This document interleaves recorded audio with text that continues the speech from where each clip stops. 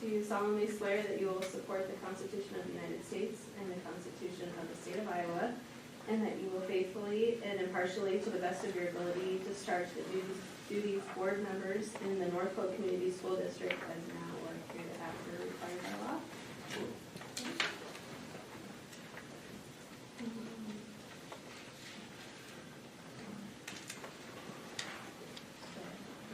Motion or just keep rolling? No, you keep rolling because the public's already approved that. So we'll move to... Before we go on, let me just interject it. So you have in front of you the ballots, those are official as of today, so therefore we can have our meeting. We have the canvas of ballots in there. So not only the positions within, also the RPS vote is in there too, so you have all three of those copies.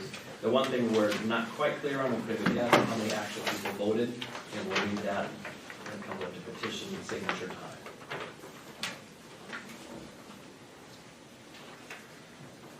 Okay, when are you ready, Sarah? Call for nominations for board president. Dave Potter. Moved by. Second. So, to nominate Dave Potter. Okay. Yes. Do I have a motion for that? You do with that? What? Yeah.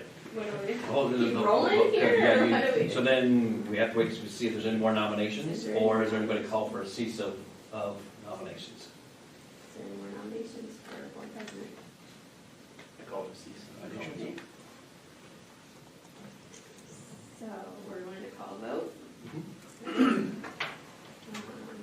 Are we doing this single voting, or? You don't have to. All in favor? So moved. Abstain. Aye. Aye. Okay. So, no, congratulations, Dave. Thank you. Okay, so then at this point. Congratulations, Dave. Thank you very much. All right, at this point, Dave, you take over, and then you do the call for elections for the vice president. So do I have nominations for vice president? Keith.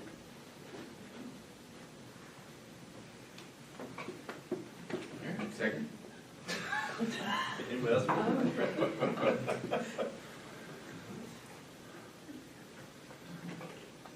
I'm good. Yeah. Cease nominations. Okay. Cease. All right. All in favor of Keith Warman as vice president of the Board of Education? Aye.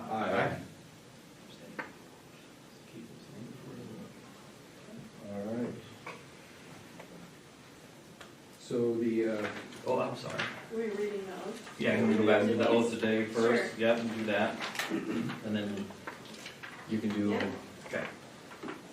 Dave, do you solemnly swear that you will support the Constitution of the United States and the Constitution of the State of Iowa, and that you will faithfully and impartially, to the best of your ability, discharge the duties of the office of board president in the North Polk Community School District as now or hereafter required by law? yes. Keith, do you solemnly swear that you will support the Constitution of the United States and the Constitution of the State of Iowa, and that you will faithfully and impartially, to the best of your ability, discharge the duties of the office of the board vice president in the North Polk Community School District as now or hereafter required by law?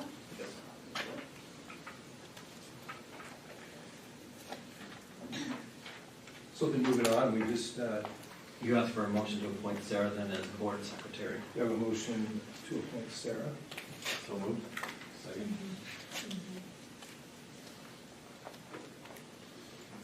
All in favor? Aye. And then you read the oath to her, Dave. All right. Sarah, do you solemnly swear that you will support the Constitution of the United States and the Constitution of the State of Iowa, and that you will faithfully and impartially, to the best of your ability, discharge the duties of the office of board secretary to the North Polk Community School District as now or hereafter required by law? Appointment of treasurer and oath of office. Is that Callie? Callie. Okay. Yep. Do you have a nomination? Or is that what we need, or just a motion? Yep, motion to, so moved. Second. Joe, Travis? All in favor? Aye. Callie, over there. It's good to have you back, by the way. Thank you. Do you solemnly swear that you will support the Constitution of the United States and the Constitution of the State of Iowa, and that you will faithfully and impartially, to the best of your ability, discharge the duties of the office of Board Treasurer in the North Polk Community School District as now or hereafter required by law? Yes. All right. Do I have a motion to designate Mary Ann Webb as the 2019-20 payroll reporting official? So moved. Second. Joe and Travis. All in favor? Aye. Vote. All right. Do I have a motion that for the next 12 months, the third Thursday of the month, except for March of 2020, that board meetings will be on the third Thursday, 6 p.m. here in the boardroom? So moved. Second. Keith. Yeah. All in favor? Aye.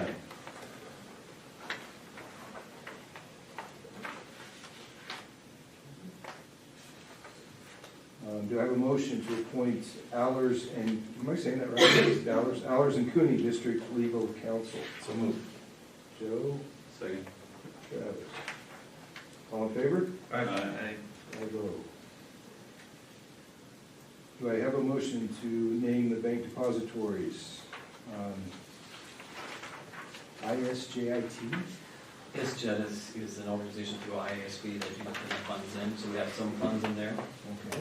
Can we just do all these together? Yes. Obviously. I'm just gonna comment on letter B. Letter B looks like it's a large number, and it is, but anticipating there's a potential bond referendum, I would want to make sure that we exceeded that amount of money that could come in there. So we're gonna have to come back and redo this if we pass the bond referendum. What's it at currently? What is, live in like 15, Mm-hmm. somewhere around 15, 16? Bump it up just to be safe. Do I have a motion? Move to approve the depositories and set the limits and check writing authorization as defined here. Keith? Second. Joe? All in favor? Aye. Aye. I vote.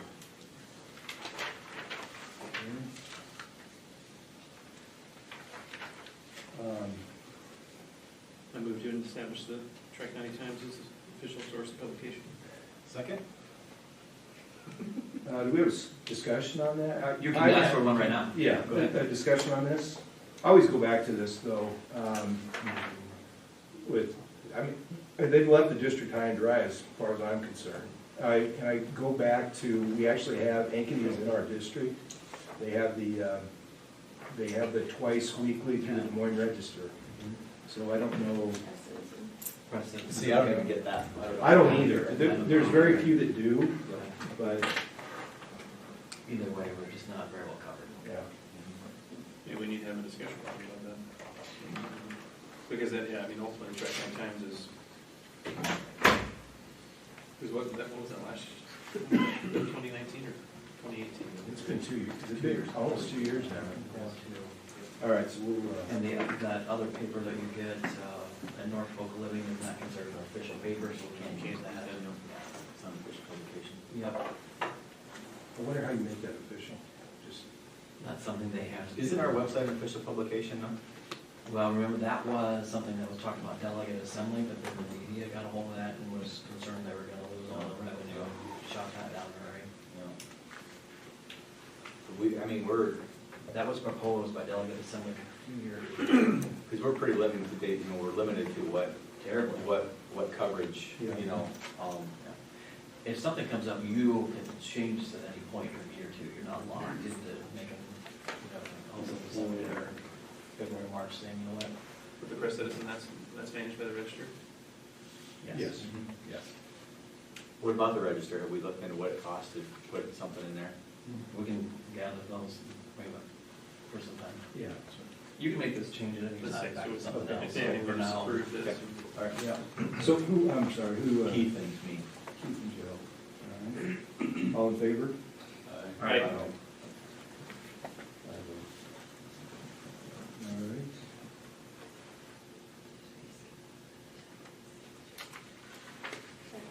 that was part of that. We did them That all. was part of all that. We did them all. Yeah. Sorry. Are we ready to do that tonight, or no? What's Is that? that gonna have to be done later? Like tomorrow, you're allowed to get it ready. It'll be- Yeah, we're gonna need your driver's license and social security card to send into the bank too. I don't know if I give it to her. Give it to Sarah. Okay.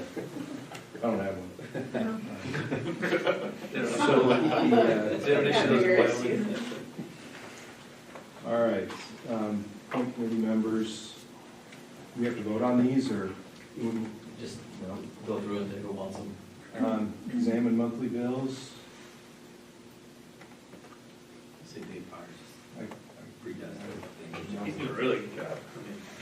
Objections. Audit? Now, with that though, Travis, recommend everybody obviously looking through them, and if you have questions, feel free to feedback or send your stuff. So in the annual audit, I mean, I worked with Lisa last year on this, but I don't know. So audit, Keith, Mormon. Good. Negotiations? There's two there? We have had 2 in the past, yep. I can do that. James, do you want to do that? I can do that. Right, we had 2, right? Yeah. Right. James and Joe? Okay.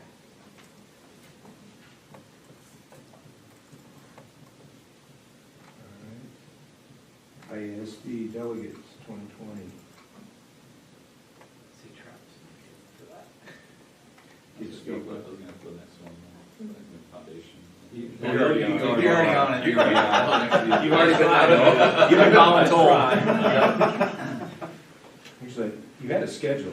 Yep, it should be Yeah, on what's your the schedule meeting. What's the date and times on the foundation? So I- It's usually the Mondays, second it's- Monday at 6 in here. There's certain months that it's kept but if you in the Dropbox. If you want us to email that to you directly too, we can, but it is in Dropbox. Oh, yeah. All right. Administrator and director reports. I give him a chance, the delegate, I mean, do you know what that is? Travis. You know what we're talking about? Yeah, so it's like going to that conference, the. Delegate assembly. Yep. So that's for next year. Yes. Yes, Yeah. yeah, So so you can put me down for So that. the main conference is Thursday, and then the delegate assembly is Wednesday. Wednesday morning. Is that a half day? It should be. It shouldn't be, but it is. It's what? It should be a half day long, but it is. It was longer than that yesterday, wasn't it? Longer than a half day, you're going. Yeah. All right. We gotta have a motion. We have Yeah, go ahead and motion to pull for those members. a motion to approve the appoint committee members. Joe? Sign. Second? All in favor? Aye. I vote. All right. Administrator and director reports. I think I'm up first since everyone else is at conferences. I really don't have much other than what I listed there, but the PLC Institute was great for our staff and our leaders to attend. We've had a lot of great conversation with that.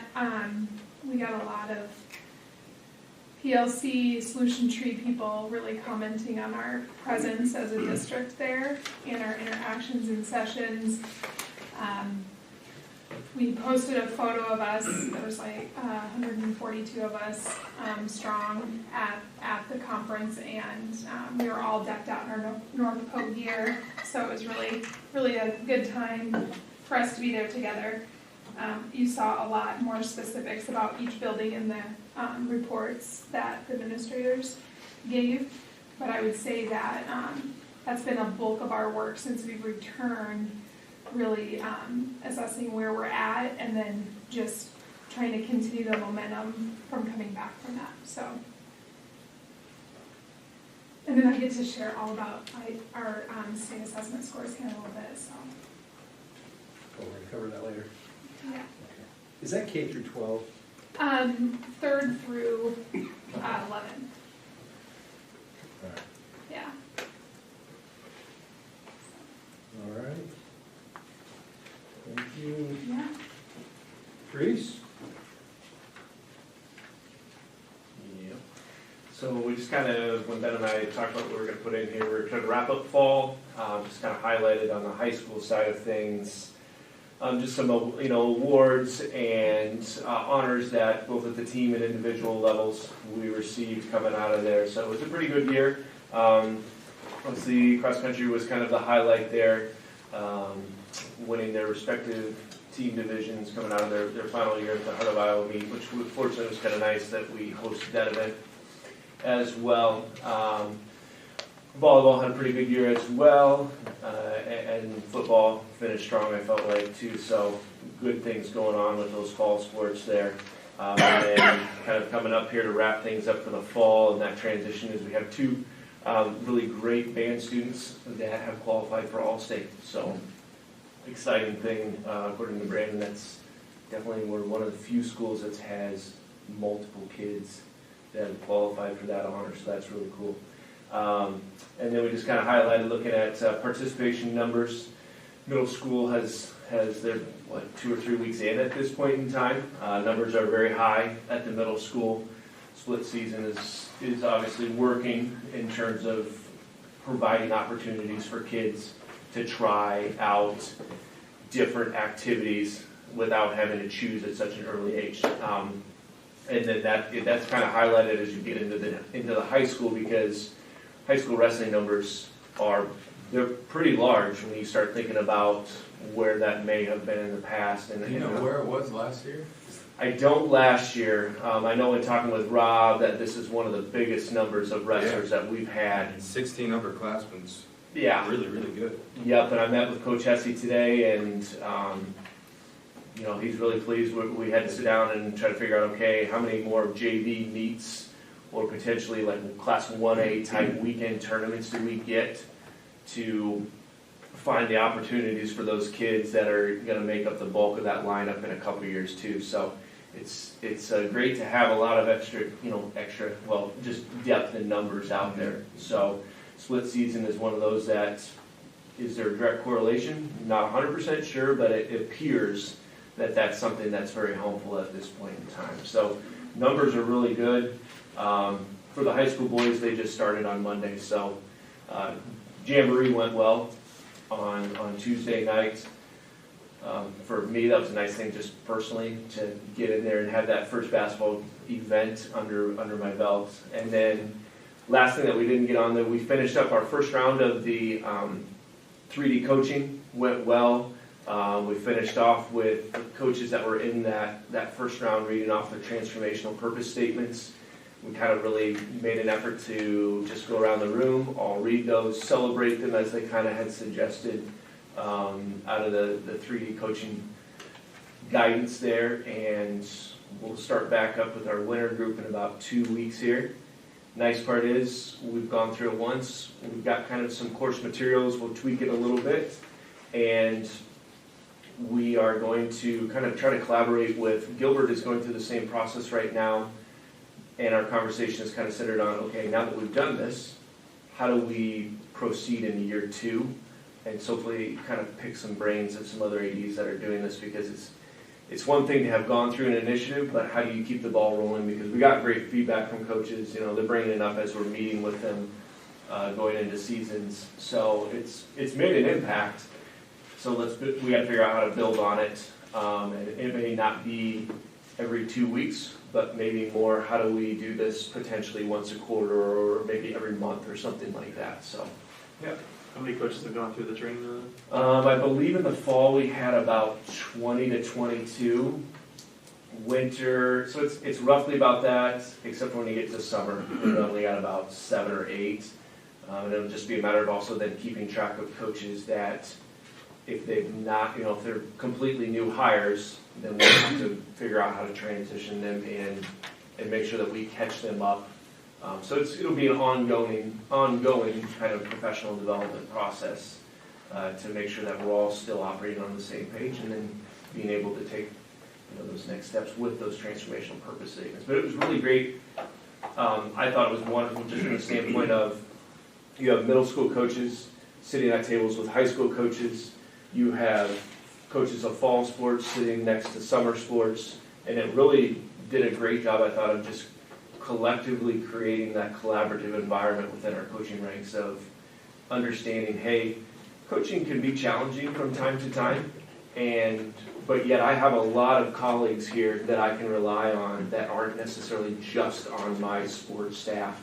So that part was something I thought was really great that we tried to highlight as well, as hey, there's a lot of you here and you don't have to just go and talk to your colleagues on the volleyball staff or something like that. So How are we gonna be able to monitor or manage the success, I guess, of the program, or know that we're on the right track? I mean, did they help give you some things to look at as far as metrics or performance improvements, or, I don't know, whatever? Yeah, I don't know if that's something that, we do the end of season survey results would be my first kind of thought of that 3D coaching modules focusing less on, skill development and maybe more on just that cultural component of team building.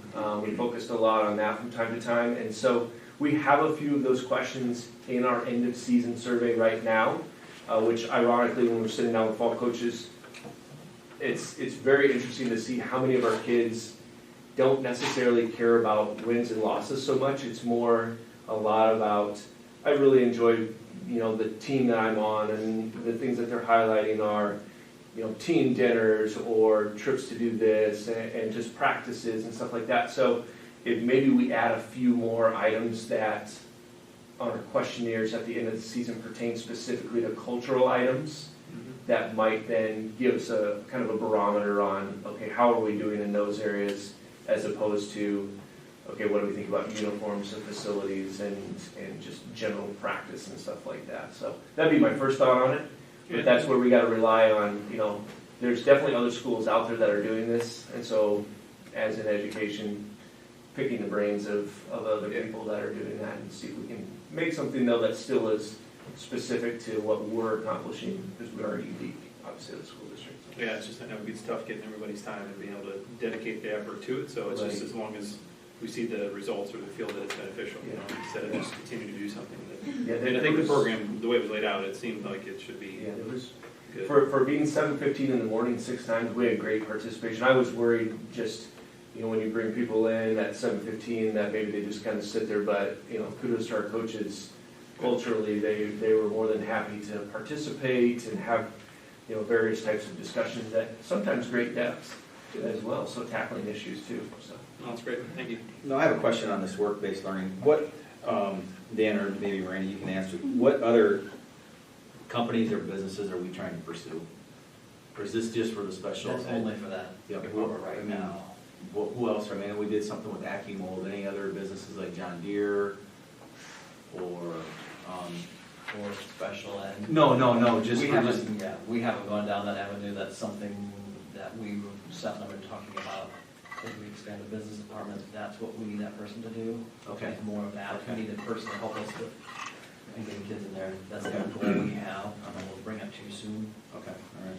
And the PLC staff loved it. You got a lot out of it. Yeah, a lot of the comments and feedback that we had gotten was, we had teachers coming back that afternoon, and usually your brain is fried after the 3 days of or 2.5 days of attending. There were teams that didn't want to stop collaborating. They had a lot of great conversations. They really, the power of that process is really that teachers take ownership of it and really have a solid foundation of what that looks like and can understand the components of it. And so when you're able to get everybody there to hear that consistent language and then have it understand, it might take us 10 times trying to give that example to someone, or even team members doing so. So when you can get a win in that area, I feel that the biggest win is that the teachers and the ownership of them getting to work. Last night I was at a mentor meeting with new to district or just new to the profession, and one of the teachers had said, it has been amazing what we've been able to get accomplished in the last few weeks, just with collaboration, having it be more focused on the work that needs to be focused on.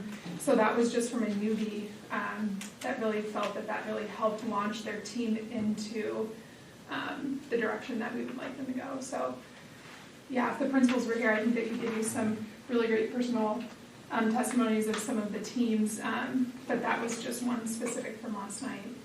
Great, thank you. I heard good feedback when I asked a couple of them during conferences, heard good feedback as well. The comments I got from the teachers, instead of you trying to teach all of us, because you were the only one that got to go, we all heard that message. We all was gone, so that needle should move, helping us move that needle faster is what they said, versus we're trying to figure out what the heck you're talking about. Just the power of everybody hearing that same message. So how do we bring new staff members up to speed, because our turnover, what are we gonna send them just to keep the consistency going, so we don't have what Dan just alluded to is you hearing it from, they go from here to here to here. So, when we. Because I just don't want it to fall short, you know. We had an opportunity to meet with an HRS rep and a PLC rep. They heard about our story, thought it was amazing that we were able to bring everybody.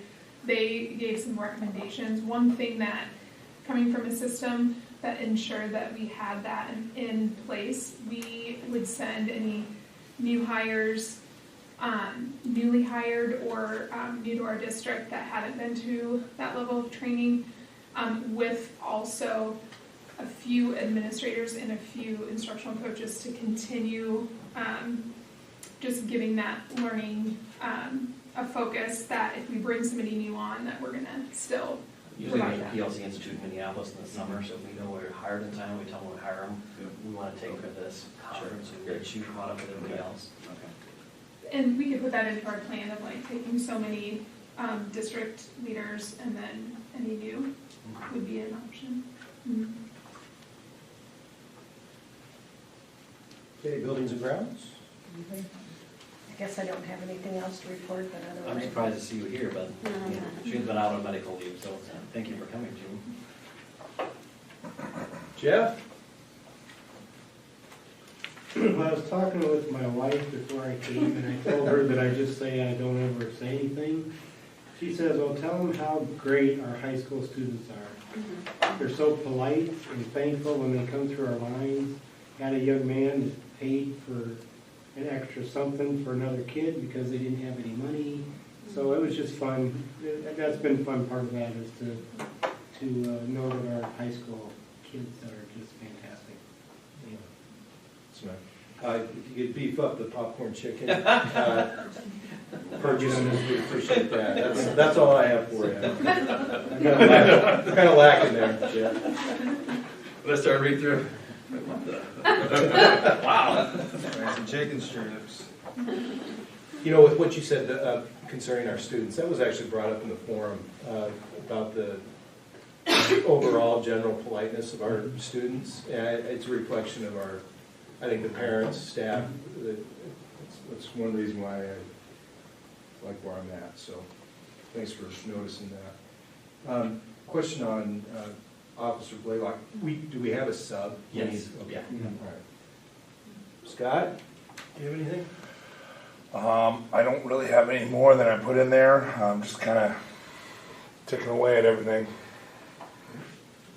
What's the 47 tickets at right now?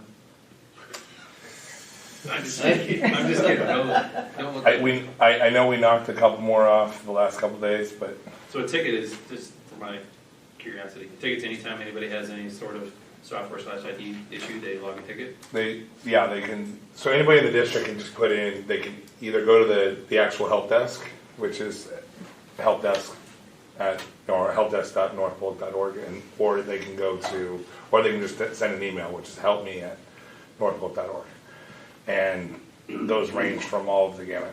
So I figured that. sometimes they're easy fixes, a website they can't get to. We've had some that are just stumping us, but Gotcha. they run the gamut. Sometimes it's just turning on and off. Actually, I skipped Callie. You want to add anything, Callie? Not unless you guys have any questions. Okay. I appreciated that you, actually, I don't ever recall. No, I never did one Yeah, before, so I yeah. appreciated that. I liked it.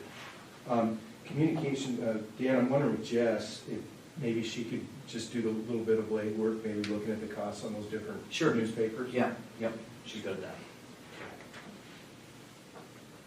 Mike?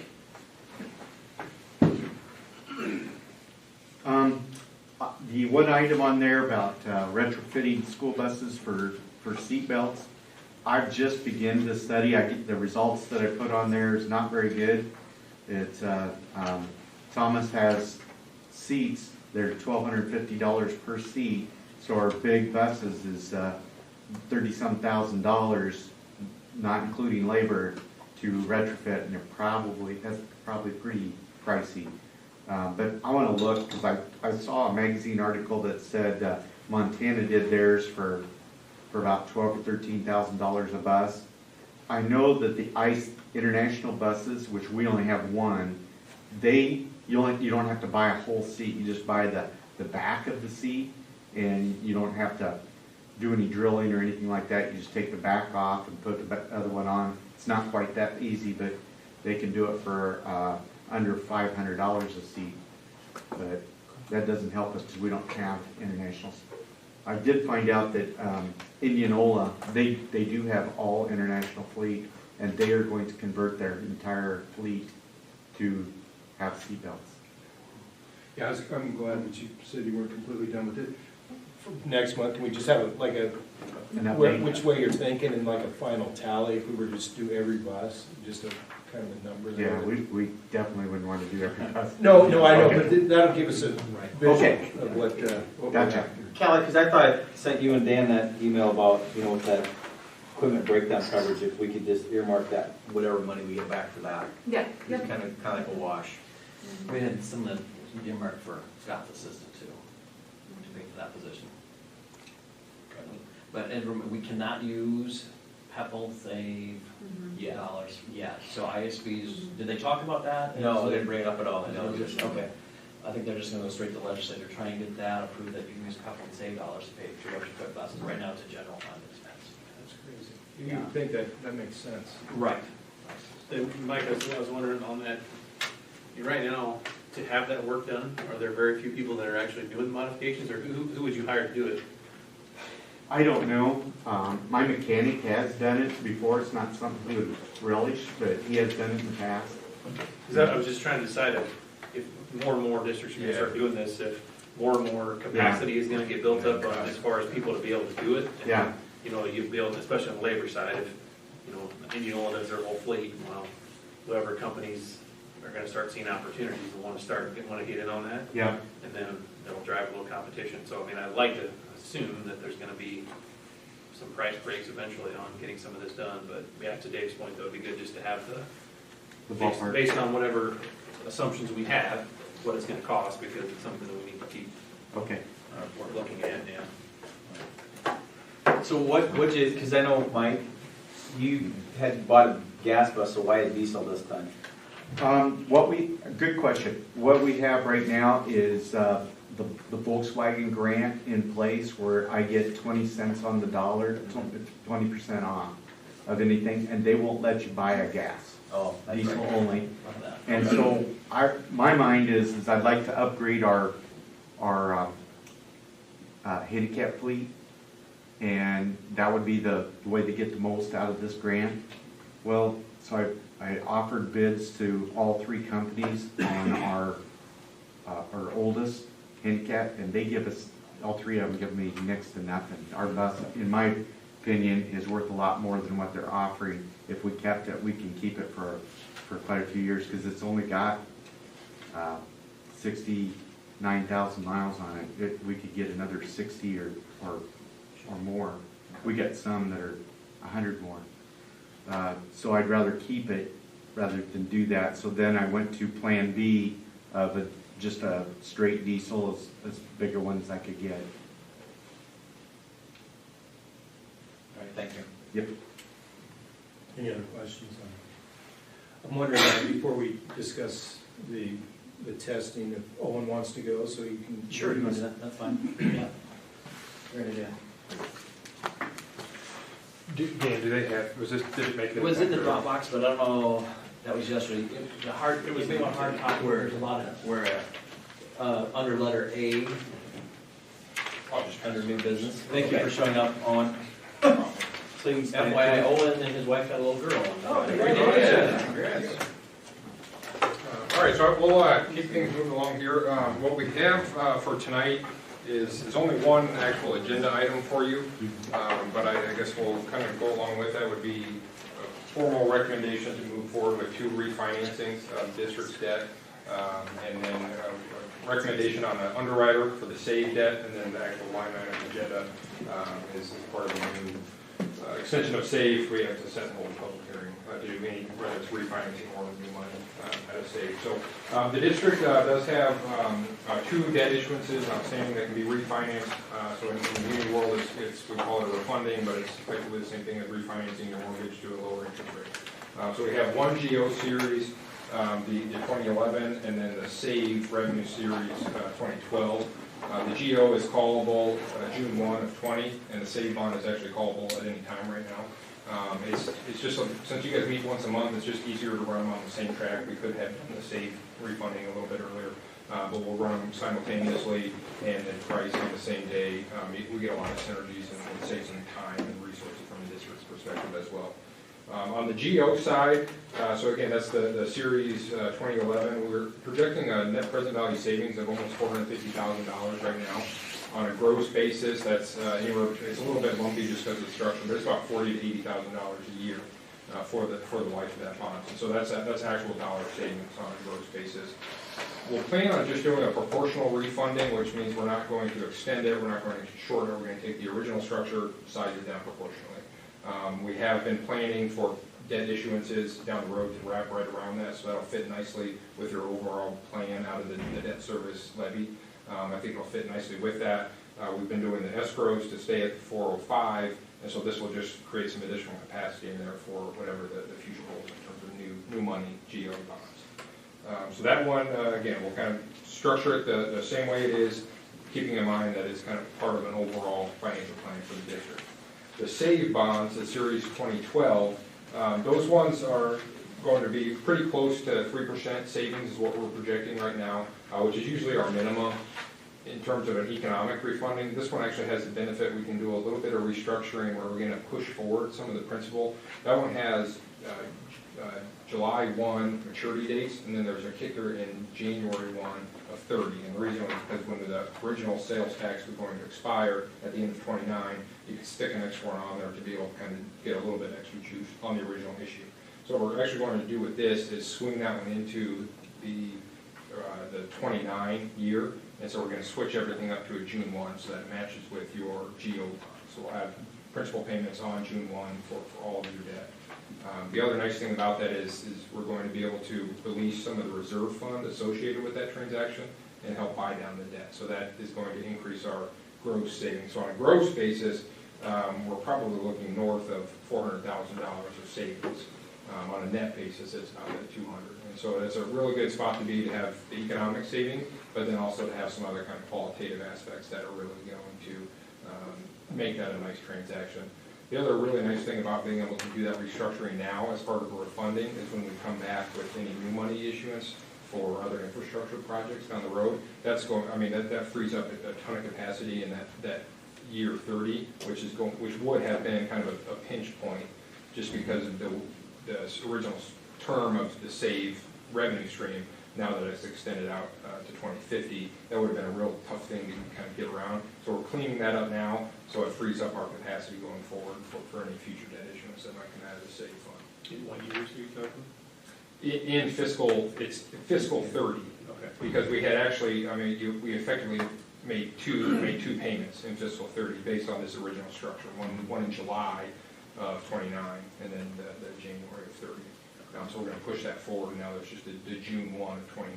So fiscal 30 is actually free and clear right now. Good. Okay. So roughly between the two of them, saving about $850,000 to the district between the two. Yeah, on a gross basis. Yep. That includes some cushion. So interest rate environment, we're still fairly close on the muni side, close to all-time lows, which happened in August. We bounced up maybe like 20 to 30 basis points from there. So that includes those rates today, plus a little bit of cushion. So I think we've got a nice place there. On the GO side, we're going to use the normal competitive sale that districts use on your new money bonds for a while now. On the SAVE side, over the past, I mean, really since 2011 or 2012, almost all these SAVE bonds have gone through what's called a private placement. It's just a method of sale where you go directly with a bank, usually not necessarily a local bank, but just a larger regional bank, that actually buys this debt.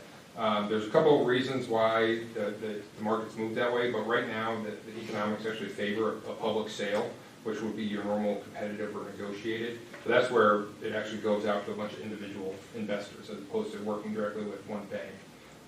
Because there haven't been a lot of competitive sales with these SAVE bonds, PFM has actually been the only one to do these over the past 3 years.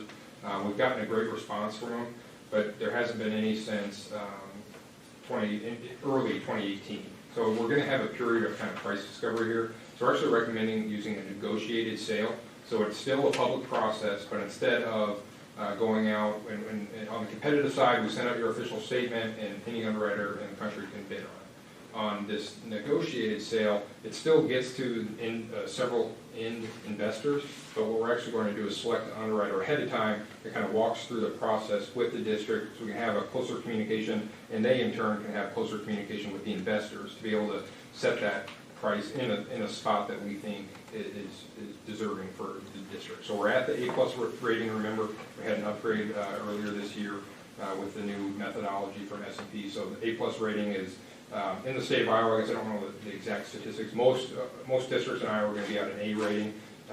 The North Pole, just because of your growth and the fact that we're not leveraging SAVE as much as we can right now. We've got almost 2 times coverage.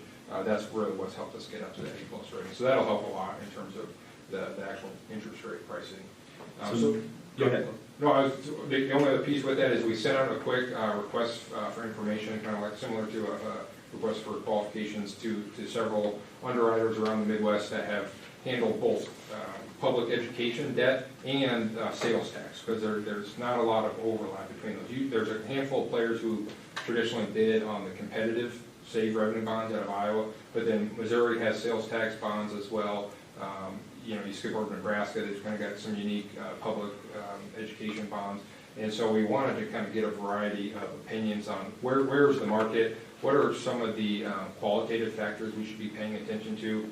PFM has our own ideas of how we think this should be structured based on what we're seeing, but just kind of solicit some of that feedback. So we received 4 responses. All of them were pretty close in terms of a pricing of what we're looking for.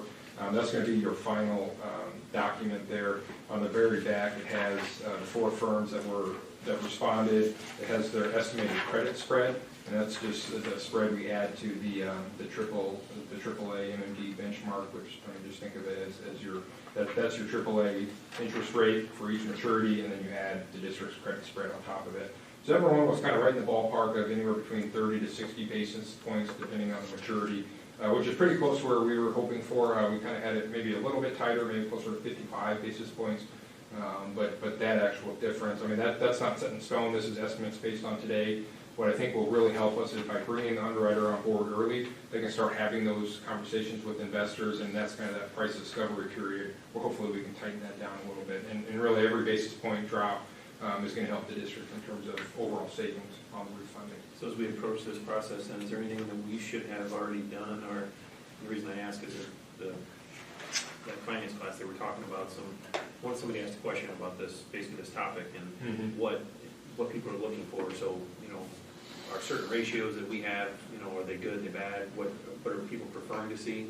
Yeah, so that's part of when we do our annual financial planning, we bring all those models in. That's part, we incorporate that into kind of that planning process. So it's your liquidity, making sure we have cash on hand, both in a reserve fund and just cash set aside. It's looking at your growth, whether it's the actual statewide growth in the sales tax revenue, but then also combined obviously with the district's enrollment growth helps you at the local level. I mean, you have a big jump in revenue every year. Because it's what's happening at the statewide level in terms of sales, but then also your enrollment here.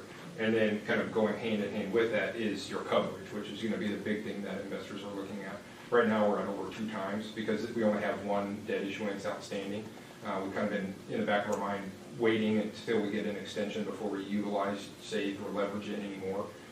But that's, yes, we're kind of taking all those things into consideration so that when we go back to S&P with a formal credit presentation, that we can keep that A+ rating. At the end of the day, that's going to be our goal. And maybe this isn't exactly the same as well, but one of the things that the Dubuque CFO had mentioned is, it was partly your financials related to the district, but it was partly too, your board's financial goals and objectives and how you were trending and tracking with those goals. So it's not just what the numbers, but it's what you set for yourself and how you are managing to those goals every year. And that's one of the things that the investors are actually very interested to look at. And I don't know if we have, I guess really great documentation that would be specific to that. So that's Yeah, so that's a good point, and I would say yes, it's more of a qualitative score, but it is a part of S&P's overall scorecard as they look at some of your management policies. So they do a lot of that work. They'll do some of that work on their end in terms of looking at your existing budgets, and we give them a slide that shows here's what our budget looked like. Yeah. And it's a trend of what your surplus or deficit looks like. If we had a deficit, were there issues with it, or was it a planned one-time drawdown? That's kind of what that management score entails. For districts that are maybe at the A level or borderline looking at a downgrade, or there's any downward pressure on the rating, that's when they'll zero in a little bit more on are there formal policies and procedures in place that say, here's how the board thinks about debt and how we use it. What kind of projects are we going to actually issue bonds for? So because you're at the A+ now, recent upgrade, we've got growth, we've got a lot of good things going, including strong coverage, and that management kind of speaks for itself, just looking at the historical trend. Yeah. But yes, that's something that is if you're feeling that downward pressure, those are some easy points to score by just formalizing those kind of things. Because I think we as a board leverage, Dan, and yourself, we leverage your knowledge all the time on this topic, and so it's, when you mentioned that, I'm just like, well, I guess we as a board probably need to be a little more astute, or at least have better information, or just knowledge ourselves on it, and whether it's formalized policies or not. But again, we definitely leverage your knowledge, Dan, yours as well. Yeah, so Dan does a lot of that on the credit call in the background, is helped, and Callie too, just because they'll ask those kind of questions.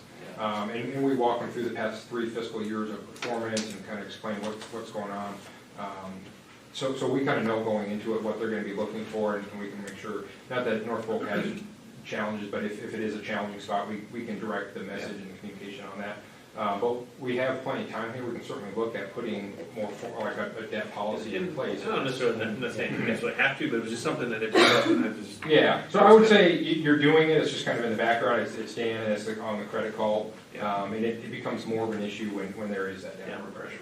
Okay. So my question is, these 4 companies, how are they rated? You talk about our ratings and A+, how are these guys rated? So these are all very well-established firms.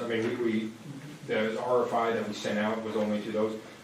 So like Hutchinson, for instance, they actually bought the 2012 bonds.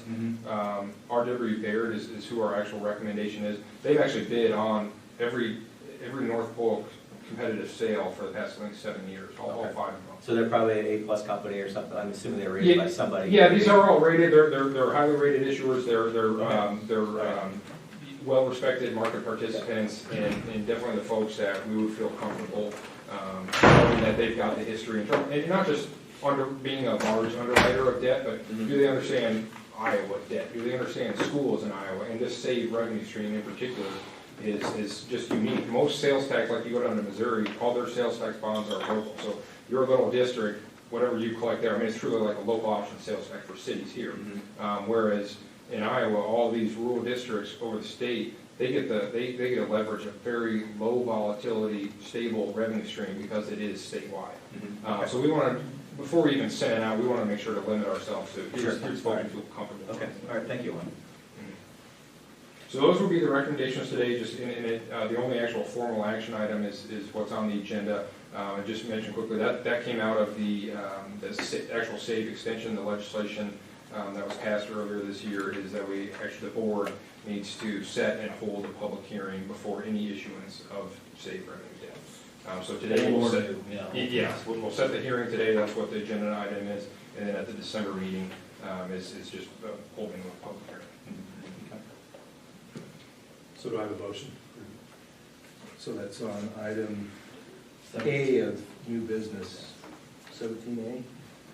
So you're setting the hearing date as December 19th, 2019, which is the next board meeting. Motion. Travis? Second. James?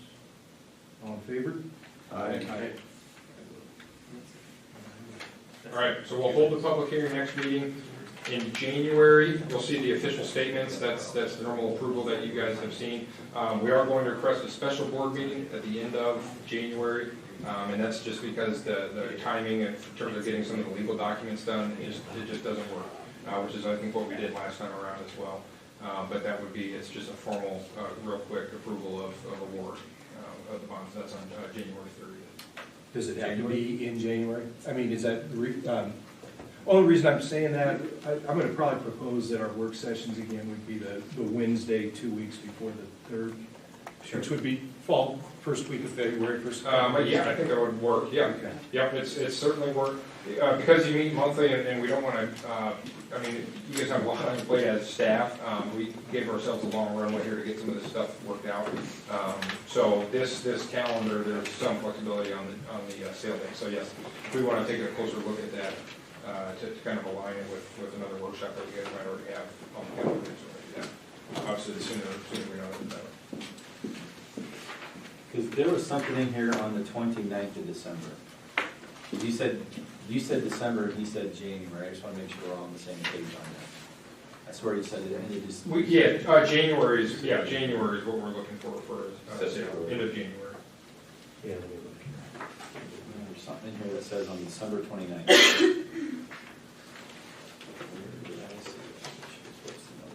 I just want to make sure that. Was that in the resolution or? Yes, it was in the resolution on it, something about the 29th. Maybe I just read it wrong.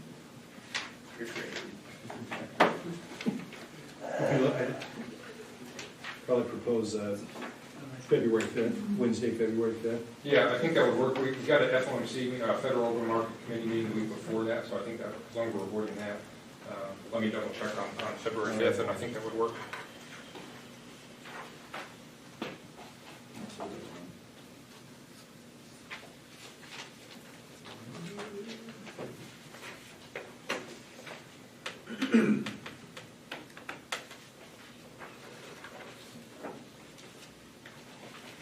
So I'll work with Dan to confirm that. We'll check with our pricing group to make sure that they're market-wise, there's no issue with that date. But I think that should be fine. I mean, we can definitely want to make it easy on you guys if you already have something scheduled. And that'll be quick, right? Is that? Yes. Yep. All right. Yep, hopefully just bringing good news and then formal award. Any other questions on the refundings? Otherwise, we'll obviously keep Dan up to speed on how things are looking and can certainly answer any questions between now and then as well. Thanks, Owen. All right, Thank you. Thank you. All right, Miranda. Okay.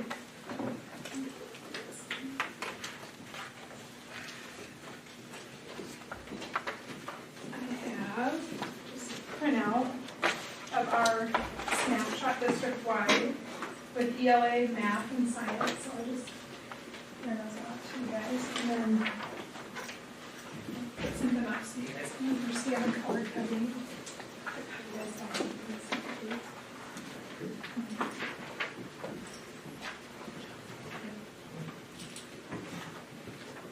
Yeah, ELA and math are back to back, and then science is also there. Somebody needs to back to back. I wonder if is somebody still hooked up to that? Oh, this is the basic problem. We had a video conference with them today, and I actually asked about this question because it's actually a problem. So if somebody doesn't disconnect, it It stays. stays that way.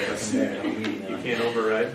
I know that they were doing some cleaning. It's the same remote as mine, you can hit source search and it might find you. It's the irritating problem. Oh, did you unplug it and then plug it in? So glad you're tall. That seems inconvenient. Yeah, they're working on a solution for that.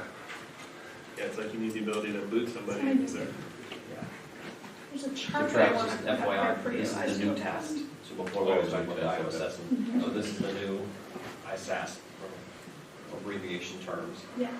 So the results from last year take a Or just second. now here. Yep, no, that's So fine. these are last year. These are last year. Okay. Last So spring. March- Way back, March, March, April of last year. Oh, so this. So you said you got a warning, or the state sent out a warning Yeah. about these, right? Yeah. Yes, so what warning did they give you guys?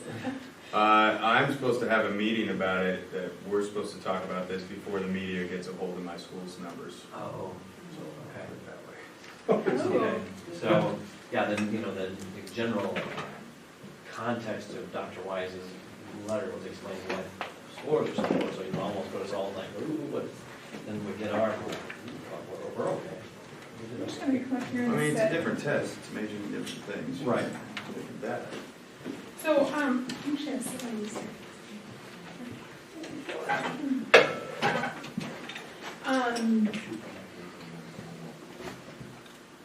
That's just for. So those of you that were parents, you probably pictures at the conferences. As you look at these, the color coding on them, to kind of understand, we love acronyms in education. So PLDs are the performance level descriptors. And they have some general ones, and then they have some grade level content specific. What are you looking at? And real quick, to clarify, Yeah. so the 11th on here are the seniors this year? Correct. Seniors this year. So should I, Yeah, did you I'm stop going into the personal office? here, so Ben would have one? Yeah, if you stop in the office, they have, if not, they're going home tomorrow, yeah. Yeah, postmark tomorrow, so. you're Well, good. or send home the kids. Guaranteed. Yeah, send home, yeah, some. So what you're looking at here, the yellow is not yet proficient. And so you have a picture of what it looks like for the state, and then our district snapshot of that in each grade level. And then the proficient area is that lighter blue. So those are students in our system that are proficient. And then the light blue is the advanced proficient indicator. So essentially, this really describes just that at each grade level, they're associated with academic readiness and college and career. So if they're advanced, they thoroughly demonstrate that competency. If they're proficient, they are demonstrating that with adequate progress or competency. And then not yet proficient, they're not yet just demonstrating those knowledge and skills to be classified as proficient. So you can kind of see, I'll just kind of be quiet so you guys can kind of look at. Have anybody seen your child's report yet? Yeah. You have, okay. We'll go get a sample one just to pass around so you see the report is different too. I have a You got the sample, sample? yeah. Okay, all right, thanks. So It's a little I'll just, you guys can both kind of look at it. There's not There's much a lot information. of, the stuff, There's not. the state has you print them yourselves. Okay. I've seen. Okay. Let's- I'm just making sure. Yep. Sample, I'll send over. Yep. Kind of walk through what this is. The item on top there that says sample is a sample student one. On the left. one. Yep. So you see. Can we ask each specific questions on what our data is? Yeah, because if you look at the back, you turn that over, and that's, obviously that's where I went right away with my own kiddos, and where the strengths now. Sometimes you It dive kinda deeper and drills say, down. okay, tell me what part of those are really strong in, but not there yet with those reports. So compared to the test we had previously, Yeah. is this year's senior class, have they always been a little bit under what our other classes score? Because you can see kind of the trend lines in all three areas that we do better than state average, and then when we get to our junior class, then we're pretty close to state average. And I had our ACT scores pulled up as well, from what we were looking at. And North Polk, we always have good scores at the elementary level and different levels, but according to these two, the ACT and this, once we get to junior year, we're at the state average, which is good, but Yeah. not exceeding that. So you can put a quick comparison to what they did last year, we're at just percent. Yep. Because they did the same similar report, just it's a different test. One of the things that they had talked about and what's coming,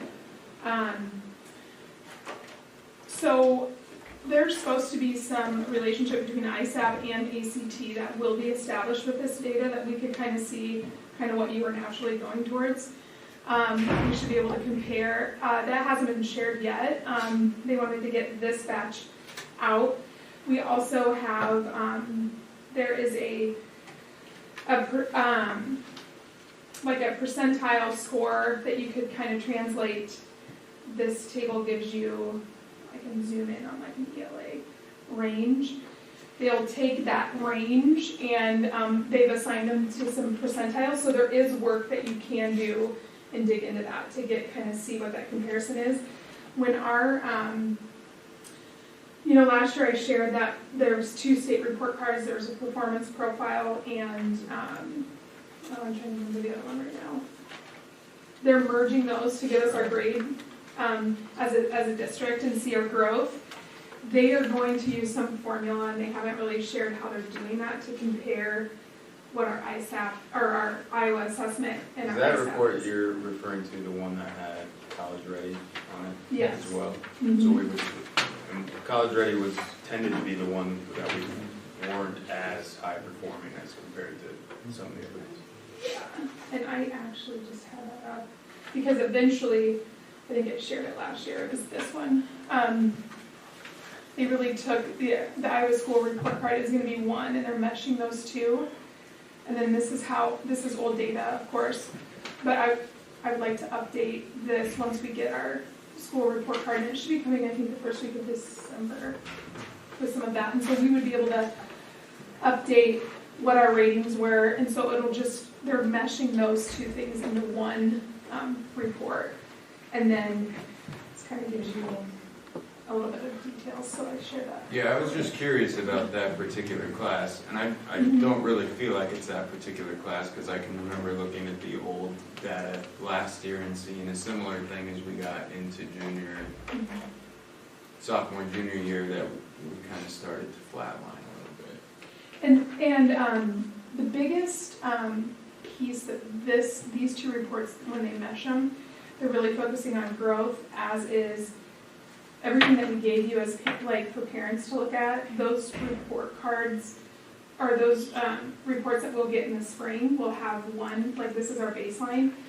They'll look a little bit different with some similar things that are on it, but then you'll have like 2 years of the test, and then by that 3rd year, you'll be able to see a really good picture of that growth. Similar to MAP, of how those scores have been presented. Well, that scoring metric that they had last year, that valued growth so much, was really hurting us because we were high and then we're kind of leveling us. Because I'm remembering right, the way that they put that metric together, the number it spit out equaled North Pope to the school I work at, which are not equal. Right. Because we didn't see the growth, Right. We didn't see the advancement, or Why do we not have the full science? So those are the only 3 grade levels that we assess science in right now. And it's the only thing with where we can. We There's can not a right state now. assessment of the grade levels. That's been asked frequently because how do you do comparison growth data if you don't have it every year? So that's been asked pretty frequently. And if you look at your student reports that you've taken home, I think I've been on Twitter seeing some of the buzz on how we were hopeful to get more information about science. And they only break it down into 3 areas, so you don't even see like claims and evidence is huge throughout science, and you don't see that reflective in those little bar graphs when you break down an individual report. So that is something that is kind of a buzz out there, and I'm hopeful that that they take that feedback and are able to drill down a little bit further. One thing that districts, or that you've probably always heard, is that class item analysis, that we can really dive in. That isn't an aspect of these scores and what they're sending to districts right now, to really dive into that class item analysis and see, are they not getting this skill, and kind of look at your core then in those areas. If our score, considering our core instruction, if we are hitting about 80%, then your core is probably pretty solid. That doesn't mean that is the only piece to look at your core, because again, it's just one shot and snapshot, but if your scores are around at least 80%, 80% proficient. Proficient. Right? then you're not, your core's pretty solid. That doesn't mean that we wouldn't still need to kind of dive in. So when you kind of see that, you know, there's been talk that 11th graders, when you talk with other secondary people, that this test really doesn't mean a ton to them, just because it doesn't have any weight. So maybe they approach it that way. I was with the director of teaching and learning, and she's like, I want to see your scores. And I said, well, show me your scores. And so I showed her a few of ours, but I know that their scores were above, like they were about 50% proficient in some areas. And so I do know that there's a lot of, one thing that they said, and that goes back to, and I can send you guys this link because it's about 17 pages, and Dan really wanted me to show you just this piece of it. But if we go back to,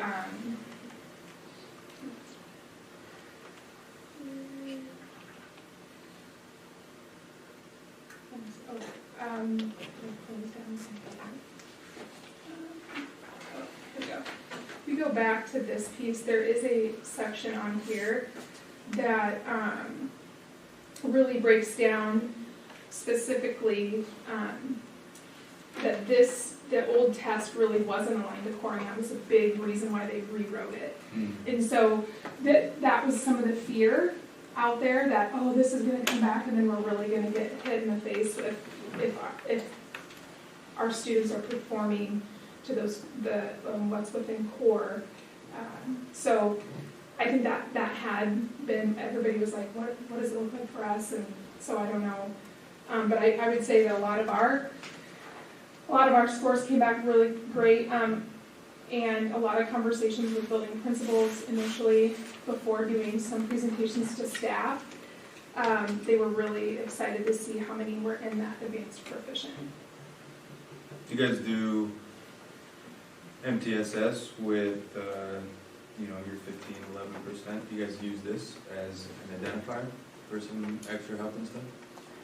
Right, so right now, we're really looking at more of, at the elementary, we're really looking more of our progress monitoring, which we came back from the PLC conference and everyone heard too, like we should really be intervening once we get those essential standards established and then our common formative assessments.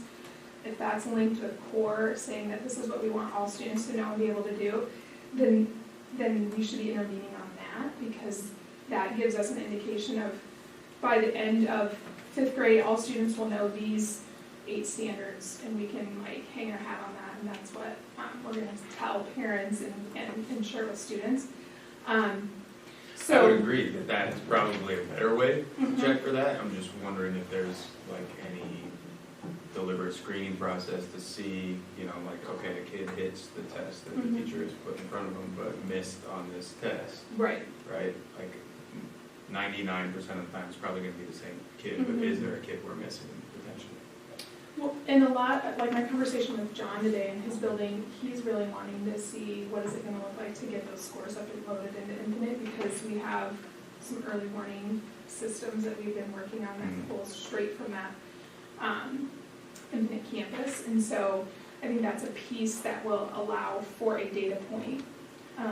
Just coming back to that PLC Institute for Teachers, and everybody hearing the importance of that formative assessment, not this one year. Oh, absolutely. You know, and that was real evident for them. So I think absolutely. That's where that focus has been on how are we monitoring more often versus definitely if with we're you doing guys. the right thing, this should all come out well. But again, it's another piece of data. At some point, did we miss somebody? To your point. And then, but where my concern would lie a little bit is matching up, right, 2 different data points with the ACT and this, and then do we get to like a grading practices thing, or like, I don't know. You guys would come back, I wouldn't say what the solution would be.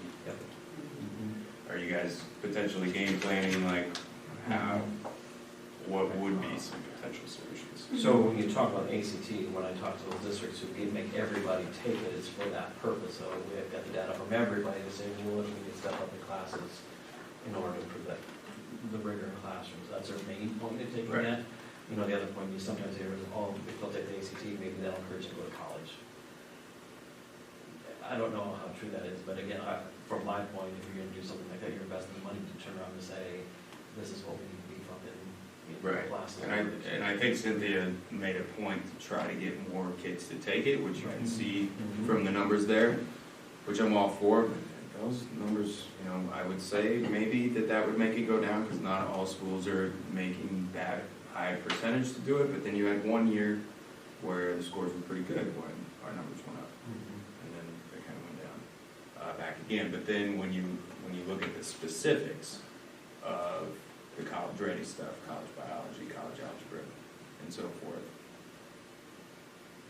I'm just curious what you guys are gonna brainstorm on. Yeah, because I think, you know, it's, I think the big thing to James's point, it seems like that math area has always been kind of a stickler in this. And I'm not calling it Carper on anybody on Carper, and it seems like, and I guess how reliable do you think this data is, since this is the first one out of the chute? There's been a lot of like heated discussion. I wouldn't hang your hat on it. No, I know. I think that's what most people are saying for the first year. I mean, our data's good, but again, next year when there's a year of growth in there, to say, okay, that's an important piece. What does that growth piece look like? Well, and that's one thing, I'm gonna pull a sample. Have we ever done any correlation to people that open enroll, like in high school? Is to say, how do we track the open enrollees that probably haven't been part of our curriculum the way we do it, you know, through the years, they're just coming in cold from like sixth or first, seventh, or eighth grade, or maybe coming in for their new, I guess not, maybe not open enroll, but as per maybe just new to the district or something like that. They used to be able to pull it out of the bio assessment that their bottoms were in their seats for a year. Like you used to be able to segment that out, and the other, so then you could look at that data versus somebody that hasn't been. Could you look at that before you brought somebody in? I'm curious. No. Good. No, because I'm not saying that's a core, that could be a, right. I'm just, But it's a curious point to look. Potential indicator of it. Well, actually, when you. Do you guys have Tableau on your infrastructure? We do not. or conversely, if they come into our district as a low performer, what have we done to get them up to here? Yeah. You know, I guess I don't know what data is available to you, how you guys crunch your numbers. Well, that's one thing that's really awesome about ADA is we can reach out, and there's a couple different data specialists, so if there's something that we're dreaming up that we'd like to see, and we meet with them, we could ask them for that type of, and try to build that. Dan's Tableau really expensive. That was terrible. Yeah. So it However. probably makes sense for big districts. but not Yes, small. yes. This is just an example of when I'm thinking about, and it goes back even to James' question about just over time, that growth. This is similar to like map data that you could show growth, but I think what's interesting and what I'm excited about the shift in the tests is, like if you look over here to the yellow, they're still not proficient, but you could have students that end up being yellow 3 years, like this is just sample data, but let's say this was that scale score, or we would plug in the scores. Like, there's students that are growing, but they're still not, I mean, they grew 87 points, or they grew 120 points. And I think that indication tells us, like, whatever we're doing with that student is working. They're still not proficient, but wow, that's amazing that they grew. Obviously, diving in of not proficient and not growing, like, those would be those red flags of like, hey, what's going on with this student? And that's where it could be, oh, there was this life event, there, you know, like that's where we're getting a lot better at looking at data even from a couple of years ago. And multiple data points that help understand that. So I think this would be awesome to eventually put together, even starting with our baseline data of this year, to just track that growth and to show you guys from year to year. So that's just like an out-ahead vision type item, but this is the type of drilling down that you will see if you came to like some data meetings at any of the schools. They're really looking at this plus other data points. Because this was, if I remember correctly, this is the all handwritten one, right? It wasn't, or did we get it all in this spring it's gonna be all computer, right? Yeah. Yes. Right, Ed? Right. No, I guess my point is, coming to this is making, how well versed are our kids on the computer and running the mouse and stuff like that, so, because next year could be this stuff could go south if, kids are having problems running the computer and stuff. Mhm. I didn't have a problem. I gave it on the computers. I didn't have a huge issue. They went pretty- But I'm I mean, talking- they didn't get good scores. One of the Talk about things we need to focus on with that is not so much But the the giving computer as is keyboarding fine. skills. So we're talking about how do we improve keyboarding skills district-wide. So I'm talking about like the third and fourth graders who may not have the exposure to Right. keyboards at home. Mhm. Because that's, they could sit there and they could be so flustered that, Or if there's an iPad, man, maybe yeah. like rock well, exactly, so Yeah. how are we integrating that portion into into our day-to-day classrooms, the keyboard, the dance point keyboarding and stuff, so, Mhm. and I don't wanna teach the test, but Right. we can't be like me telling you, okay, my fuel pump's out in my truck, go fix it. Well, Mhm. how the hell are you gonna do that? Yeah, And yeah. so, what are we doing? Well, if you Well, look, sorry, go I ahead. would say Sorry. elementary have technology as one of their specials, so they're already in there on the computer. So I remember Ann coming to me a couple of years ago and saying, I don't understand why these kids can't run a mouse. I'm like, Ann, they're all at home on the iPads. Yeah. Oh, so that's a little transition. But what we need to do better job is teaching actual keyboarding skills, so we're not doing a lot of this and taking a lot of time on that test. And I've been, yeah. Do they, when they take these tests, and I'm sorry I'm going off on that tangent, is it strictly keyboard, or do they have a mouse with the keyboard? So it's quicker. So the whole, mouse. our goal, if you go back to our technology plan also, there's two parts here. So to answer the last question you had there, most of the tests we're planning on for the ISAP will be taken on Chromebook. Okay. So that's a one and all device. The mouse will have a trackpad, so the mouse is a trackpad. It won't have a physical mouse, right? But also going back to that technology, one of the reasons we've gone all the way down to second grade with Chromebooks is that we want to get exposure to the keyboard as fast as possible in second grade. So as we make that transition, we'll make that transition to typing, and we've talked about keyboarding skills multiple times now in admin meetings, and we're going to try to get focused on that, because I think that's going to be your biggest, to me, at that lower level, that third, because we don't test until third grade, right? So if we start in the whole idea was to get Chromebooks into second grade, and all of a sudden they're on keyboard for a whole year, if not two, before they actually get into ISAP. And correct me if I'm wrong, the computer system has like a little mini practice section before you take a test. So Yes. the kids get a little practice on how to answer this correctly before the test begins, which can be done Yeah. a day earlier. More technology. And I've talked to two different systems just to hear their epic fails and their successes and how they organize the testing tickets, and every district has interpreted that a little bit different. She really suggested each classroom teacher filling in when they do the practice tests. You can do like a highlighter, some of those close reading strategies that students have been taught with our reading units of study and our writing units of study. Similar things are there that can be pushed out to all students to be able to use. So when they do those practice tests, they can literally walk through and show students how to use those features before they take the test. Calculators 1, we used to have to check a box. Did we use let students use a calculator? If we didn't, we used to have to do that when we gave that assessment. Everybody will have access to that. So.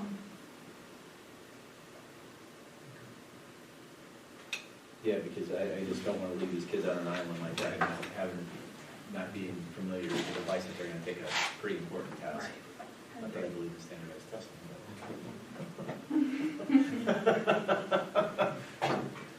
The other thing that's in your folder, if anybody wants some materials to read, just a plug.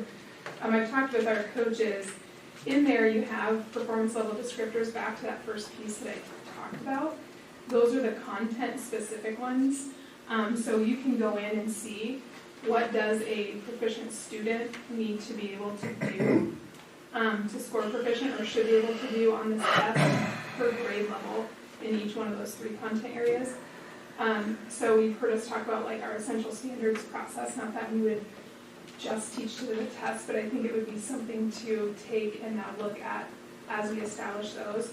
how are we reinforcing how the students would approach these pieces and what they're asked to do at each grade level. So we have those pieces for math, ELA, and science. So. Do staff get a chance to take this test then? Do they practice what They took some of the practice tests. Did they? Mm-hmm. Okay. There's a lot of interest there of seeing that. Was there, I was curious, so when they did that, was there like, whoa, was there heading into this? I think the biggest thing that we heard, what Scott, Nick, you would agree probably, that it was just that, oh, what if could they dictate it? Like, could they do speech to text? Some students, there's some accommodations maybe that are out there, and we can push all those out, but I think the first initial thing was writing and typing and having our students do that. Mm-hmm. Just the stamina, just like reading stamina, being able to sit and read for 10 or 15 minutes, like being able to, I mean, the biggest feedback that they got, and I'm guessing we will see some stuff because it was all over the place at Curriculum Network, was that they kept the reading and the writing portion connected and together, and that was one big assessment, and they want to be able to see it split up so you can allow for some of our younger testers to not have an hour and a half or however much time. So that, I'm hopeful, I think a lot of people are hopeful that that's coming, because that was pretty unanimous across all systems that they wanted to see that change. But yeah, it was the typing piece and just the stamina of the students. And this occurs over a 3-day period or a week period? Yeah, I put down the Like dates. if I'm a student, how many days, I mean, you just said you're reading and writing was an hour and a half, and then do we give them a break for the rest of the day? Then Yeah, we the can next set day they local take- breaks within even that if they decide not to split that up. I would say there's most of the testing schedules, about 60 minutes of testing a day. But if they have all the time, that's the piece that was lifted, is that they have all the time to complete. But there are breaks, and we can have others, we can pause a testing session, James probably knows all about that, and then restart 1, 2, if we wanted to give them lunch, recess, come back and do. So my question, so if I'm a third grader, Mm-hmm. do I take all aspects of the test in one day? Or do you take math one day, science a couple days later? Okay. Yep, so, yeah, and since we have late starts during those weeks, testing wouldn't be happening on those Mondays, is what we've talked about with building principals. They're gonna give me their schedules in January, so we can start doing all the, I think it takes about 2.5 hours per building to create testing sessions, drop their students in, and we have to have the schedules first. So, we're working with Lynette on that, and Tuesday, Wednesday, Thursday would probably be the testing days, and then we have, our window is the entire month, so if there's makeups and some of that, it's not like a quick 2-week turnaround and send your materials back and they have to be postmarked by this day. You have an opportunity to, and we should have scores really quickly after we do that in the spring, instead of waiting. And a lot of systems are doing a deeper dive into their data at that time, because it's more meaningful on what you see grow. So. Any other questions? Just one last question. Yeah. I would agree that the CFA, common Absolutely. formative assessment, would be a better way to match this. I'm just thinking about the high school level. So the CFA, what percentage of the time does it match the core, or match the standard? Or who's determining, like, does the teacher just come up with the CFA? Well, right now, that's what they're currently in. Last year, they really dropped a lot of their standards in, and we're noticing that even some of those need to be refined. And then some of them are seeing that it doesn't really assess the standard until they give it, but that's part of the process of that PLC process. So, yeah, they're seeing that is a major focus, even going to the PLC conference, of how effective that then sets up your MTSS system. And so I definitely think that that's the focus of the work at all Very levels. beginning of that. Yep. Mm-hmm. Exactly, not high school, I've been in there, but it's very beginning of that. Yep. Mm-hmm. Yeah. That's just what I was getting at, functionary PLC. Yeah. Yep. Okay. Okay. Thank you. Yep.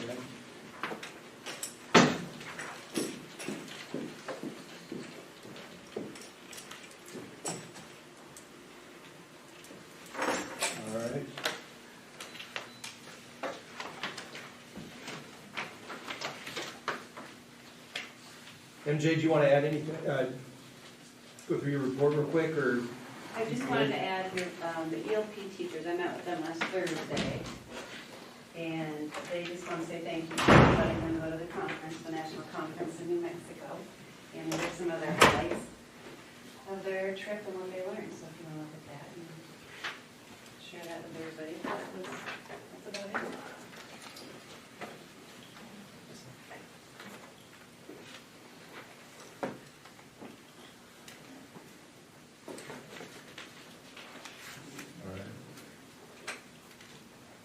No questions, we're good.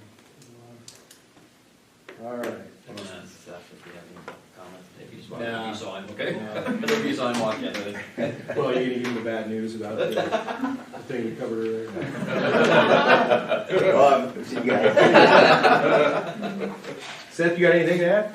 I don't think so. Just thought I'd pop over. Conference is going on. No, not gonna lie. I know I wrote on the bottom there the if you guys were anybody that went to the musical last weekend, that was really good. Really impressed by our kids. And so neat to see them in that element. I know they were super excited as well. So. I'd say kudos on that communication. That was interesting, and Yeah, something I've always. Yeah, wasn't that neat? And Yeah. they kind of felt like they didn't do a great job. And I said, if that's what you think after this first one, you guys might be on ESPN or something. Question for you on your first item regarding Lindsay Fenley. Yeah. You stated high school students filled out reflection forms. Yeah. Anything interesting you want to share with the board? Yeah. Overwhelmingly, the reflections were just how the kids really enjoyed it, and to hear that from her, just to kind of get rid of that stigma around mental health. You know, as we have some kids here that are struggling with some of the same issues, I think just for them to hear that from someone who clearly is very successful was great, and that's what we wanted. So, Mr. Sinclair and I went through that feedback, and so that was really the overwhelming sort of pattern that we saw, or the feedback that we got. So we're already thinking about in the spring something else that we can do, bring in another speaker.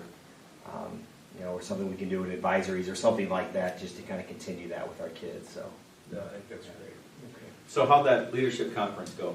it was great. Yeah, it was great for Principals Council. They got to interact with kids from other conference schools, and really the speaker made them interact with other kids they didn't know all day. So it was just really good for them. They really enjoyed that. So Good. yeah. And I know going to the Raccoon River Conference next year, they do a very similar thing. So we'll do that again next year. I like that. That's great. That's great. So back to Lindsay, we talked about in the spring with parent engagement, or do we bring somebody like a Lindsay to talk to parents? Is that in the interest of parents? The mental health part of this? I don't know why. I think we can't stress it enough. Yeah, You know, I agree with that. Good. Because I don't want to see it something else. Right. Okay. But she hasn't been talking to students very long. It's mainly been directed at adults. Mm-hmm. So she's kind of now just starting to get into students. So, and really we've heard her speak just to adults, and it was even more powerful probably just because she can share a few more examples from her life that she didn't want to share with the kids. But I think that would be really good for adults to hear that too. So would I. Okay. Yeah, Without a doubt. I think that's a great idea. And I know Gilbert had Royce White speak.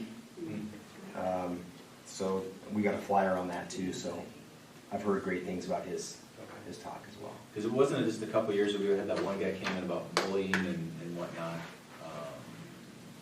When was that, a couple of years ago? We had one come in about texting and driving. That one was pretty. This was a couple of years ago. Couple I years know the ago. kids really enjoyed him too. Well, yeah. I remember that? All that. There was I'm trying to think, we had the other fellow too when Derek was here. He's the one that killed a family on a bicycle. Because he lived down in Texas and killed them. Yeah, he was here talking about that. But there was someone else. Another one. A very interesting character. He was Yes, up there with the yes, stocking cap. Yes. I know the kids really loved him. So Yeah. I think we should just continue to do that, to bring in speakers like that once a year, twice a year, just to. We try to rotate the topic a Yep. little bit each time, but All right. Guess there's no public comments or communications. All right, moving on, consent items. Can we do all these together? Yes, all consent. Do you want to talk the vendor partnership agreements? Sure. So the very first one, an agreement with Net High, we use them sometimes, not every year, but for an alternate placement for a student who needs that service. And then the second one is just a new bus, Thomas Bus 2021. Is this for the Iowa Net, like a kid who needs additional, since, like, could be up here, or? Yes, Okay. usually down. Okay. Down. Okay. So again, People not need saying more we're using, but we assistance. have a, yes, Okay. exactly. One-on-one, more one-on-one. Okay. Yes, all right. Use them once Where's or the funding twice for that come from? out of special ed. Usually there are special ed students in ways, could be at-risk funding. Let's say that's dropout prevention, or Could be, yeah. that's where it Yes, comes from. yes, yep, exactly. All right, move to approve consent items. Keith, Travis, all in favor? Aye. I guess I was gonna ask, and I was gonna ask before too, but as far as the bus goes, I mean, that's something we had already in the budget. Well, every year we put in there. Yeah. We just need to approve it now so we have it here by the time school starts. Yeah. Yeah, I think I thought we'd been on a Yep. pretty regular cycle with buying buses. Okay. Item B on new business, sale of equipment. There's a whole list though. There is. Most of it's, Where are you keeping all that stuff? yeah. You got like a warehouse someplace we don't know about? The back hallway of the middle school. I don't know if you knew that, that's the new warehouse. I actually, we just had a nice little meeting, we're gonna get to, it's an open secret, so we get to actually double dip a little bit on that sale. Things that are broken in that, things that are actually physically broken, we can actually cash out through SU and still sell. So, Who's selling this stuff to? it'll be one lot, and it'll be posted on Gov Deals. I'll also send out an email to the 75,000 people that email me looking for our old equipment, and they are welcome to bid on it. A lot? It's a ridiculous list. No, but I mean, that's the requirement, you're gonna sell it as a lot, it's not. One lot. Okay, you're not Yes. gonna get, see, I'm looking at this like, I was worried you were gonna try to sell these off No, as individual pieces. no, it's 100. I believe it's like 167 items. It'll be one lot. You're responsible for transporting them. I'll get it. In years past, how have we done it, and what do we get out of them? Well, a lot of times we recycle, we haven't sold this much stuff in a long time. Yeah. Most of it's been through the recycling program that they gave. I'm hoping,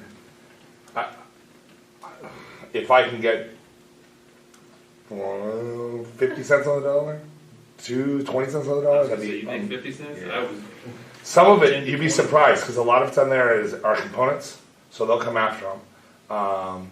some of those 2013 John converted. They'll still come after them. That's what I mean, some of those are still, Yeah. they'll still be. Yeah, they'll come after them. We've gone through, taken a lot of time to go through and make sure hard drives are cleared off. Some of them that we can't clear off, we've just taken out and we're putting on there no hard drive. But some of them will be just pennies, and they'll come after the lot for the things that they can. But there's screens and there's batteries and there's enough in there. I don't know.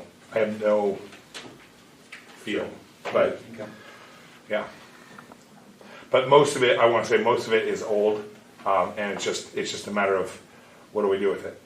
I'm not comfortable selling it one by one to I've talked to some districts that are like, well, we can offer this to members of the public because technically it's owned by the public, and it sounds like I've heard nightmare stories about doing that way. Yeah. One lot sounds fine. Yeah. Yeah. So. All right. Just make sure they take the whole lot. But that's how it's being offered. There's no piecemeal on this. You know how auction stuff works, people try to grab just what they want. Just real curious, Reese, that AccuSpike, is that kind of a coaching thing? I think that was fairly recent. That's at the middle school, and from what Ben has told me, it's something that when he checked with volleyball coaches was not being used. I don't know. I think it was your booster buy that not too long ago? The booster purchase or? Does that sound right? Yeah, yeah. I thought you bought the pitching machine. No, we bought a volleyball in the last 2 or 3 years. Yeah, that's what I turned to. We just don't use it? Didn't know we used it. Must not. It doesn't sound like it. So we're gonna sell I it. have no idea. I didn't even know we had it until Ben was taking me through some closets and said, hey, what do you? So that's some volleyball coaches. I don't know. Did they even know we had it? I don't know, it's a great question. Which boss being new, I'm not sure. But he didn't want it. Yeah, He he didn't didn't want want it, it. yeah, because we checked, so. All right. You have a motion? We can approve the sale of equipment. Travis? All in favor? Aye. I vote. Overnight trip request. Move where approve. Second. James? Keith? You gotta get no love. All in favor? Aye. 5-0. All right, crowdfunding. So we were approving a first reading of this policy, it is a new policy. There's some groups out there that talk about the policy who businesses donate, and schools can put in a request for a parking or something, so this allows us to do that. And do we have to vote on a first reading or? Yeah, no, you're right, you just, Where does- said we held the first reading. So where'd the language actually come from? Is this from? Yeah. So this is all standard. Yeah. Can we skip What's to that? the second reading? Is Can you, do final you reading? always have that option to say, put it in place. I motion to approve the third and final reading, or do the Yep. final reading, Okay, 704.6 crowdfunding. Second. Joe and James. All in favor? Aye. I almost All right. Early retirement plan. So this is very similar to the plan that was in place the last 3 years. A couple differences that we went through with Joe, Linda, Kelly, and I. We based it on this year's salary so we can budget for a little bit better versus the year that they retire, so it makes it easier in budgeting. And this comes out of management, Travis, so again, the purpose of that is usually higher end teachers and we don't bring back somebody, so it's a cost saving measure and looking at that. So what we structured is helps us out budget-wise, that we ask that there are a minimum of 2 people take advantage of this over the 3 years. Minimum of 2, maximum 5 each year. That helps us budget the cost and versus wondering how many will go this year versus how many will go next year versus how many will go that. 30 years. First come, first serve, or first one to sign up to get it essentially, Yeah. And we have, what, 5 that are eligible? Over the course of 3 years, it was like 16. That's right. 16 of them that are eligible. So who manages the minimum of 2? The application, they turn in an application for it. No, but To Kelly and I. But again, if we dictate a minimum and no one volunteers. Oh, then they all know that that goes away, that there isn't a policy, there is a minimum of 2 each year, or there's no plan. Okay. And they work well together, and get it all figured out. All right, fair enough. Worked well last time. Just I read minimum of where, seemed a little upside down, but nope, that's totally fine. Move to approve the early retirement plan. Keith? Second. Joe? All in favor? Aye. 5-0. Hey, one thing before we go, I don't want to interrupt you, Dave. Some of the feedback we heard from the people at the forum, if we, I don't know, we have a way to put this is why I was talking with the microphone up here. Yeah, go ahead, sorry. I don't know if we have microphones so they can hear. I was gonna submit a idea for all of this, because it seems like we're getting a lot of feedback. What's it gonna cost us? Well, put that on camera? When you say feedback, as in feedback in the audio? No, the feedback from people at the forum is they couldn't hear us speaking, and so they wanted somebody maybe have to put microphones up. There's a decent amount of people watching this board report, or our board meetings. And so we probably need to, there's a couple things we probably need to do so that the audio is a little better. I'd like to probably put in a camera that's actually just there, that's actually installed. I'd personally like to, and I'd take input on just the seating arrangements facing face. Oh, sure, yeah. So, And one thing, if we're gonna make modifications, I would request too that we, like if I didn't work out for the last work session, but if I'm traveling, I mean, the sound was terrible too, trying to be on the phone, and it was, so I mean, and I use Zoom at work all the time, so I could, in theory, hook up to a Zoom meeting and be, Yep. you know, Absolutely. see everything. That's kind of what I was actually working on a proposal for Dr. Martin. I'll have it for the next meeting.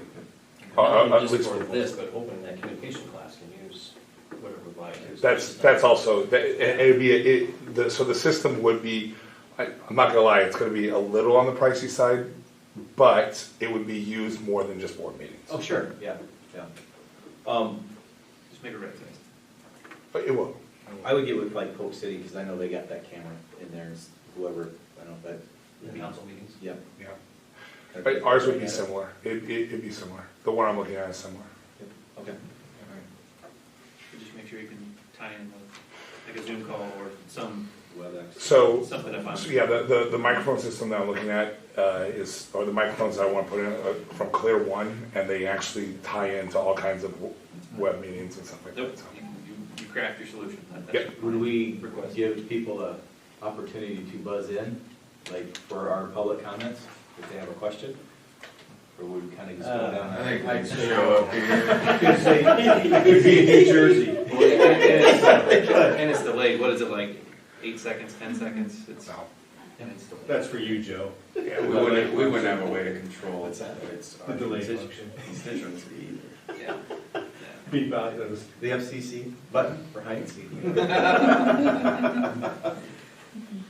Thank you, Scott. Absolutely. Joe brought up, one other thing from the forum too, that I saw, I'm terrible, communications, Jess? Jets, yeah. Yes, is working on like a global newsletter. Yeah. I think that'd She be, and Sarah both have both in the office. It would be great. what, cost issues with that, like No. putting one in every mailbox? Oh, And then, yeah, that's what I'm, yeah. Not necessarily I'd be cost, curious it's what the just- cost was for our. I think when we look the day after, when you go to the post office, how many were in the trash can? I mean, that's what the postmasters are like, you guys don't know how much waste there is with those. So there's some of that too, of factoring how much waste do we want versus, so the one that you're doing will be electronically sent out and posted on the website. Is there a way to subscribe to it, Sarah? That's a Jess. I'll have to ask Jess on that way to subscribe, so We that have- it automatically comes to somebody. Sorry. Yeah, go ahead, Scott. Our website has an RSS feed, That's- so you can subscribe to the RSS feed, and that will alert you. Okay. I want to work with other people, okay. And I just I just have one board update for my little delegate assembly. Go ahead. Because we voted on 7, 8, 12, and 19, and the resolutions that were, the proposed legislative priorities were preschool, which was resolution 3, mental health, which was resolution 7, which was one we all voted on. School funding policy was resolution 18, and supplemental state aid resolution 19. So 3 or 4? 2 of 4. What two did not, that we? 8 and 12, I'd have to look at my book. And what was the preschool one, Joe? Extending that to like 4-year-old or. Oh, to those that are five, I bet, Five, right, yes. that weren't ready for kindergarten? Okay.